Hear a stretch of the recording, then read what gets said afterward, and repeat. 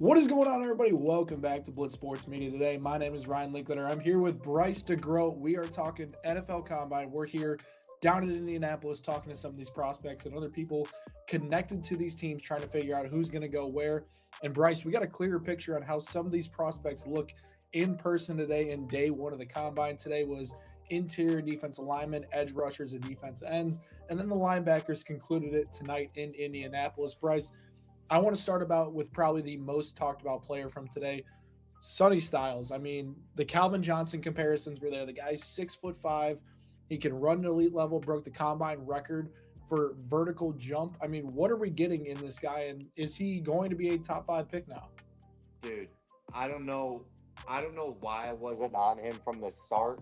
I kind of watched this film and I was like, "Oh, this guy's good." And then like it gets closer, closer, closer. I mean, it's not even March yet, and I want to put all my stock into this man. Like 6'5", great size, elite size for an off-ball linebacker, nothing less. And all the numbers that he's doing with it. I mean, it just came out. He posted up a 10 RAS, like best RAS by any linebacker in NFL history. I think it's over 3,200 of them. That speaks for itself. This guy is just a freak of nature, and he's going to bring a huge impact to any team. And speaking about a riser, like, I mean, we were saying he's probably going to pick 10. Like, he's probably a top 5 pick now.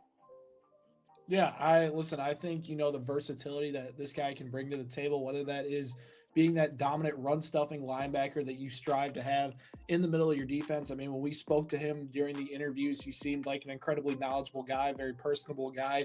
It seems like he's going to bode well to be a leader and signal caller for a defense as well. And then you talk about the athleticism that's going to play in coverage, being able to jump up, tip passes, being able to run with different slot guys and tight ends. That's massive. Like, there were comparisons to Nick Emenwari and his build from last year, and look how that turned out for the Seahawks and the gem they found. He's basically Emenwari, but plays a little bit better against the run with him being naturally a linebacker. So, we talk about position value and the values of that, and we'll talk about these edge rushers here in a second and the interior defensive lineman, but linebacker isn't necessarily one of those positions that you can reach on early on. But Brett Veach himself mentioned in this press conference, there are a lot of really good football players at non-premium positions, and GMs have to determine, do we go get a premium position guy like an edge rusher, quarterback, wide receiver, or do we just take the best player available at safety, running back, and linebacker, and Sonny Styles stays? And I think that, with what he's shown, I would be surprised if he falls outside the top 5, and I would not be surprised if he gets picked before Arvell Reese. I've heard some mixed reports on him and how he could be potentially slipping a little bit in this draft. I know he went through a little bit of drills today. He did run the 40, had a solid time there, but with what Styles can bring to this table athletically and potentially to a defense, it's something that is definitely noteworthy. But one faller, big name, Ruben Bain. Bryce, what are your thoughts on Bain's T-Rex arms reportedly? Yeah, I mean, I'm like so mixed opinions on the arms because it's like you turn on the film and it's like it's not a problem, but historically in the NFL it is a problem, and that can't be overlooked. I mean, his arms are definitely shorter than people expected. There are even reports Schefter was saying that some teams thought the measurement was wrong, so it seemed a little off. But regardless, he does have smaller arms for an edge, and he's not big enough to kind of be a full-time DT. So I kind of expect him to bounce back and forth. But I mean, I would definitely say, am I a little more worried? Yes. But do I still think he deserves to go in the top 5, even the top 3? Yes. Like, this guy is a beast. And I don't love the arm situation, but definitely a slight knockdown, not a full. Yeah, I think what the interesting part with Bain is that, you know, we'll talk about David Bailey in a second. Bain's production in college and the tape itself speaks for. I mean, he's within. I think he's my second highest graded prospect entering this process, just because of the tape alone. That was without looking at the measurements, talking to the guy. It just seems like he eats, sleeps, and breathes football. Direct words from his mouth, and he's a gamer, right? He brings physicality and speed to the edge, and sometimes that can make up for a lack of arm span. You mentioned it, the stat itself, like there hasn't been a guy that's had double digit sacks since 1999 that's had that small of a wingspan. So, I know I saw the Schefter report. A few teams mentioned that they got him at 32 as far as his arm length. I don't know what's going to happen with that, but I do think it's intriguing. I do think that I had Ruben Bain projected to go fourth to the Titans. I don't see that happening much anymore. I think the Titans potentially look somewhere else, and Bain's a guy that could slip, to the end of the top 10, right? You look around the Chiefs, the Saints, the Bengals, the Dolphins at 11. I think that's the range we probably see Bain settling in on instead of that top end range. I was gonna add on top of that too is I forget which coach was saying it in their interview the other day, which kind of opened my eyes with this how coaches kind of look at this because they asked him about I really forget which coach it is, but they asked him how does arm length impact your scouting and everything, and he stated that you'd be amazed because some of those guys with shorter arms they'll play to their full length and it'll be a decent size. Meanwhile, those bigger guys that have longer arms, they won't play to their size of their arm, so they'll kind of like downplay their arm length. So it's like, does it really matter? So I really think it depends on the scout and the team that's going to take the risk on him. Is kind of where you stand. If you don't really care about it and you think he's going to be a beast regardless, he could still go top three. If those teams are worried about it and kind of look on the opposite end, he'll slip down. That's kind of how it'll go. Yeah, I think it's interesting for sure. But, Bailey, we talk about him, and I was super high on him today. And I think he's probably the guy the Jets look at number two. And, Aaron Glenn's sleeping during his performance at the combine. And it's interesting. I think Bailey, the production at Texas Tech is unbelievable. And he ran the fastest time of all edge rushers today at a 4.5. That's insane. Right? He has the biggest knock on him entering this process is his ability to stop the run. I think he's a premier pass rusher and he's a really athletic kid. He has all the talent. He just needs to get better against the run. And luckily for him, you could teach that a little bit more than you can teach elite pass rush skills. And he has that. I think the Jets at two are really going to be looking at them, especially after they traded Jermaine Johnson. They have a massive hole at that edge position. And I had Ruben Bain potentially in that discussion. Arvell Reese has been in that discussion. I think David Bailey is probably the most likely guy to end up at two, and he tested really well at the combine today. Yeah, I told Ryan I walked over to him in this room yesterday. And I was like, "Yo, am I weird for kind of being lower on David Bailey?" And like, I am still a little bit lower on him, but like watching him move today, he moves so smooth, and like, it's one of those things that if he really can fix that run game, like this guy's going to be a problem. And that was my biggest knock on him, but I also didn't really realize how smooth he moves either. So I mean, he was what a 9.7 RAS, like elite numbers, elite athlete. The college production is there, and yeah, as of now, I have him going to the Jets as well. So Yeah, and before we get in the defensive tackles, an underrated name from Penn State, Denis Dennis Sutton, DDS, I want to call him right now to make it simple. He ran a really good time at the combine today, and he's been a name that a lot of people have been targeting in the middle rounds of their mock draft. He tested really well athletically. I know the numbers at Penn State aren't necessarily eye popping by any means, but metrically speaking, he's a athletic edge rusher that will be a speed rusher in the NFL. Now it's a question of consistency wise. Can he increase his production and be one of those middle round edge rushers that finds success? Today was a massive step in the right direction.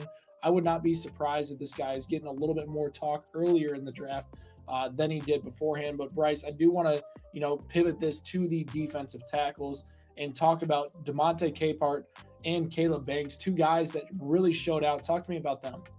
dude, Caleb Banks, man, like let me just hit on him because this guy got hurt last season, didn't really play, and like kind of had mixed thoughts. Like, is he gonna be even like talked about in the NFL? Like, even though he's a big guy, and then he really balled out at the Senior Bowl, and since then this guy's just been on the upward scale. I mean, this guy is a freak. The numbers that he puts up athletically at his size, 6'6", over 300 pounds, is unreal. Like, we were sitting there today and we watched him ran a 40-yard dash. Like, think about like a 40-yard dash at that size. Like, it's unreal. And if he really can stay healthy and be a little more consistent / productive, this guy's going to be a beast in the league. Like, he's going to cause massive problems. I mean, today he did run the 40, and then I guess he had a shoe was bothering him or whatever, so he stopped all the drills for the day. And like, that makes me like, all right, you had the injury problems. Like now you got a shoe problem. I'm hoping the problems don't just continue to roll. But I'll give him the benefit of the doubt here. This guy ran really well, tested well, and he's got a size of a beast. I don't know, man. Yeah, I'm a little bit torn as well on Banks. It feels like he's going to be a middle round, first round pick. I think a defensive tackle needy team is going to take a chance on him. And the thing you're betting on him is his just elite skill set. I mean, a guy that big at his size, 320 pounds, 6'6", running a 5 flat 40 is no joke in the interior part of the defensive line. But the question marks are real, right? He hasn't been available much in college, right? I mean, today, even for example, runs the 40, stops after that. And I do think there are a little bit of question marks as to whether he can be a consistent 3 down player, impact the run, be a consistent pass rusher for a team right now. But you cannot deny how athletic this guy is and the talent level that he has. He truly can be a game changing piece if he puts all these together and becomes a really strong force. I do think an interesting pairing could be with him and Quinnen Williams in Dallas and form one of those just insane defensive tackle duos. I know they have Kenny Clark as well, but this is a team that could really capitalize on a situation of just having a monster interior presence in there and then moving these guys around and causing absolute havoc for interior offensive linemen. And, Devontae Capehart, he's a guy that has been a little bit underrated in this process. Clemson had a ton of pass rushers, in this class that are a lot more well known. And Peter Woods was even mentioning himself that a lot of the eyes were on me. A lot of guys were getting one-on-ones, and Capehart tested really well here at the combine. Very athletic guy, big size, very solid against the run. Hasn't had a ton of pass rush numbers throughout his college career, but I do believe that can develop. It looks like he's a guy that immediately could plug in on first and second down and then develop that third down skill set to be a 3 down defensive tackle in the NFL, which is really intriguing. I do think he really did a great job for his value today. Seems like he could be trending towards that second round pick range and making a massive impact on a team. Dude, you said it best. Pretty much all the words I would say. I mean, I've been kind of not lower on this guy, but he's kind of been a second thought for me, but definitely opened up my eyes today. And I know he definitely opened up other scouts as well. I mean, he looked good. And then Lee Hunter, a guy that, Daniel Jeremiah, NFL draft guru, I guess, from what we've been hearing here. Lee Hunter was his highest rated defensive tackle, even higher than Peter Woods in this class. He had a really bad scoring day. And, the interesting part, he's not necessarily the most athletic guy in the world, but I do think it concerns me if you're going to spend a higher pick on Hunter, what you're going to be getting in him. Like, he's not necessarily the guy I believe that is going to be that consistent pass rusher. He seems like he's going to be good against the run, but Bryce, if you're an NFL GM, are you going to pay a premium for a guy that can just stop the run in the first, 48 picks? I'm not. I thought going into this, I was kind of on the average of Lee Hunter. Like I liked him, didn't really love him, and then like you said, Daniel Jeremiah had him as the first D lineman, right? It was D lineman or D tackles? D tackles. D tackles. But regardless, I can't get there at all. I mean, I watched the film and I'm just kind of like, he's a good player, not a game changer to me. And then he scores bad today. I don't know. He doesn't really move me. And like you're saying, if I'm taking a pick early on him, like if people are really talking like mid first round, like I can't get there. I'm taking Peter Woods over him Monday, Tuesday, Wednesday, every day of the week, and twice on Sundays. Yeah, and the last thing I want to talk about from the day one overall, the linebacker class showed out today. It's a very athletic group. Jacob Rodriguez, you had Hill from Texas mixed in there as well. Talk to me about those guys and, where, those guys' draft stocks could be trending after a day like today. Yeah, man. I think linebackers are probably like the best overall unit today. I mean, you have the Ohio State boys that balled out, but I mean Anthony Hill, he scored like a 9.93, which is elite. And Anthony Hill, like I liked him a lot when I watched the film. I liked his mentality, like a game changer. Stark said he was the leader of that Texas defense. I interviewed him the other day. He was probably like my favorite one I interviewed. He was just so happy, so excited to be there. I mean, everything was lining up, and then he balls out today. And the list continues. Like the linebackers really did light it up, and that was cool to see. But I especially Anthony Hill, because that made me happy. Yeah, and Jacob Rodriguez is a guy that I'm a lot higher on than where he's going, and I think a lot of people are as well. the biggest thing for me is, based on his third round grade, which he's going around for a majority of people right now, I think a lot of people were concerned if he would match up athletically with a lot of these linebackers in the class. And he did that today at a really elite level. And some people have questions with his coverage. He has the athleticism to develop there as well. But what I can't deny with Rodriguez is the production in college and him being a leader of one of the top defenses in the country this year. I mean, you talked to him about not even getting a Heisman nod. Like, that's how good he was as a linebacker this year. And sure, we had like Manti Te'o years back get nominated for a Heisman, stuff like that.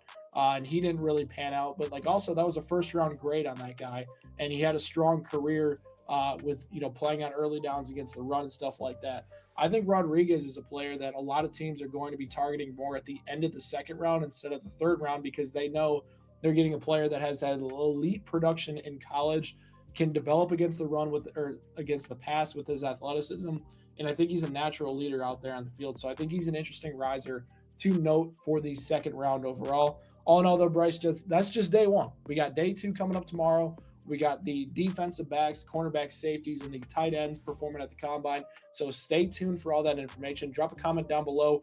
Who were you most impressed with day one at the combine? Hit that subscribe button for more Blitz Sports Media content. And then me and Bryce will catch you all next time.